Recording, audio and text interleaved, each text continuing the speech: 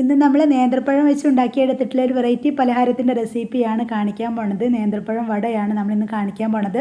നല്ല ടേസ്റ്റാണ് ഇത് കഴിക്കാനായിട്ട്. അപ്പോൾ ഇതെങ്ങനെയാണ് സിമ്പിളായിട്ട് വെറൈറ്റി ആയിട്ട് നമ്മൾ ഉണ്ടാക്കിയെടുത്തതെന്ന് നോക്കാം. അപ്പോൾ നമ്മുടെ ഈ ബനാന വട റെഡിയാക്കി എടുക്കാനായിട്ട് ആദ്യം ഇതിലേക്ക് വേണ്ട നേന്ത്രപ്പഴം ഒന്ന് സ്റ്റീം ചെയ്തിട്ട് എടുക്കണം. അപ്പോൾ അതിനായിട്ട് ഒരു 4 നേന്ത്രപ്പഴം നമ്മൾ ഇതുപോലെ ഉള്ളിലുള്ള കറുത്ത ഭാഗമെല്ലാം കളഞ്ഞതിന് ശേഷം ഇതുപോലെ നന്നായിട്ട് കട്ട് ചെയ്ത് റെഡിയാക്കി വെച്ചിട്ടുണ്ട്. അപ്പോൾ ഇതിൻ്റെ ഉൾവശത്തുള്ള ആരെല്ലാം കളഞ്ഞിട്ടാണ് നമ്മളിപ്പോൾ ഇതുപോലെ കട്ട് ചെയ്ത് എടുത്തിട്ടുള്ളത്. ഇനി നമ്മളിതൊന്ന് ആവിയിൽ വേവിക്കുകയാണ് ചെയ്യുന്നത്.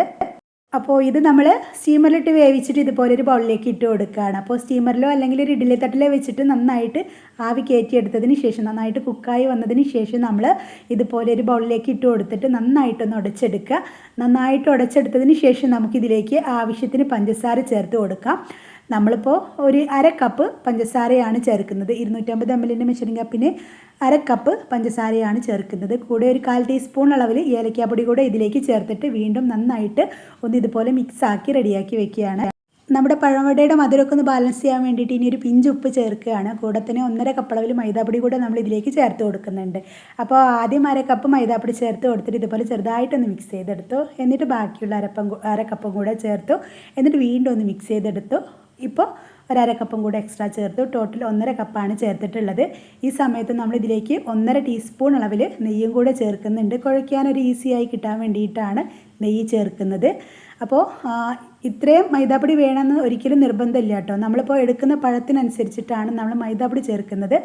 അധികം പഴുക്കാത്ത പഴമാണെങ്കിൽ വളരെ കുറച്ച് മൈദാപ്പൊടി മതിയാവും. നമ്മളിപ്പോൾ നന്നായിട്ട് പഴുത്ത പഴമായിരുന്നു എടുത്തിട്ടുണ്ടായിരുന്നത്. അതുകൊണ്ടാണ് നമ്മൾ ഇത്രയും മൈദാപ്പൊടി ചേർത്തിട്ടുള്ളത്. ഇനി ഇതിൽ നിന്നും ചെറിയൊരു ഉരുള എടുക്കുക. എന്നിട്ട് കയ്യിൽ വെച്ചിട്ട് ആദ്യം ഇതുപോലെ നന്നായിട്ട് ഉരുട്ടിയതിന് ശേഷം കയ്യിൽ വെച്ചിട്ട് ജസ്റ്റ് ഒന്ന് പ്രസ് ചെയ്യുക. ശേഷം അതിൻ്റെ സെൻട്രലായിട്ട് വെല്ലി വെച്ചിട്ട് ഇതുപോലെ ഒരു ഹോൾസ് ഇട്ട് കൊടുക്കുക. ഇനി ഇത് ചൂടായ എണ്ണയിലേക്ക് ഇട്ട് കൊടുക്കാം. അപ്പോൾ അതിനായിട്ട് നമ്മൾ നേരത്തെ തന്നെ സ്റ്റൗവിലൊരു ചീനച്ചട്ടി വെച്ച് ഇത് ഫ്രൈ ചെയ്തെടുക്കാൻ ആവശ്യമായിട്ടുള്ള വെളിച്ചെണ്ണ ഒഴിച്ചു കൊടുത്തിട്ടുണ്ടായിരുന്നു. അപ്പോൾ വെളിച്ചെണ്ണ നന്നായി ചൂടായി വരുന്ന സമയത്ത് നമ്മുടെ പഴംവട ഇതിലേക്ക് ഇട്ട് കൊടുക്കാം. ഇട്ട് കൊടുത്ത് ജസ്റ്റ് ഒരു 1-2 മിനിറ്റ് കഴിഞ്ഞതിന് ശേഷം നമുക്കിതൊന്ന് തിരിച്ചിട്ട് കൊടുക്കാം. അപ്പോൾ നമ്മൾ ഒരു ബാച്ചിൽ 3 വെച്ചിട്ടാണ് ഫ്രൈ ആക്കി എടുക്കുന്നത്. അപ്പോൾ ഫുള്ളായിട്ട് ഇട്ട് കൊടുത്തതിന് ശേഷം കുറച്ച് സമയം കഴിഞ്ഞതിന് ശേഷം ഒന്ന് തിരിച്ചിട്ട് കൊടുക്കുക. അങ്ങനെ തിരിച്ചും മറിച്ചും ഇട്ട് ചെറുതായിട്ട് കളറെല്ലാം മാറി ചെറിയൊരു ഗോൾഡൻ ബ്രൗൺ കളറായി വരുന്ന സമയത്താണ് നമ്മളിത് എണ്ണയിൽ നിന്നും കോരി മാറ്റുന്നത്. പ്രത്യേകം ശ്രദ്ധിക്കുക. എണ്ണയിലേക്ക് ഇട്ട് ഒരു 2-3 മിനിറ്റ് കഴിഞ്ഞതിന് ശേഷം ഫ്ലെയിം ഒരു മീഡിയത്തിലാക്കി വെക്കുക. എന്നിട്ട് ഇതുപോലെ ചെറുതായിട്ട് കളർ മാറി വരുന്ന സമയത്ത് നമുക്കിത് എണ്ണയിൽ നിന്നും കോരി മാറ്റാം. അപ്പോൾ ഇത്രയേ ഉള്ളൂ. എല്ലാവരും ഒന്ന് ട്രൈ ചെയ്ത് നോക്കുക. വീഡിയോ കണ്ട് ഇഷ്ടമാണെന്ന് ലൈക്ക് ചെയ്യുക. ഇതുപോലെയുള്ള ന്യൂ റെസിപ്പീസിനായിട്ട് നമ്മുടെ ചാനൽ ഒന്ന് സബ്സ്ക്രൈബ് ചെയ്യുക. Thanks for watching.